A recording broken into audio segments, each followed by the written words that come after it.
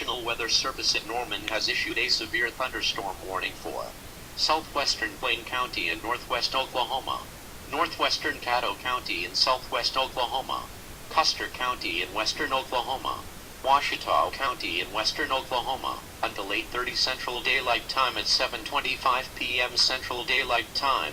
National Weather Service meteorologists detected a line of severe thunderstorms capable of producing quarter-size hail and destructive winds in excess of 70 miles per hour.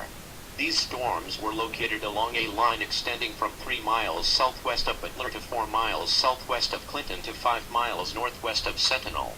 Moving east at 40 miles per hour, locations impacted include Weatherford, Clinton, Cordell, Hinton, Burns Flat, Thomas, Hydro, Sentinel, Arapahoe, Corn, Hill City, Canute, Custer City, Butler, Eagley, Bessie, Rocky, Colony, Lookabah, and Foss.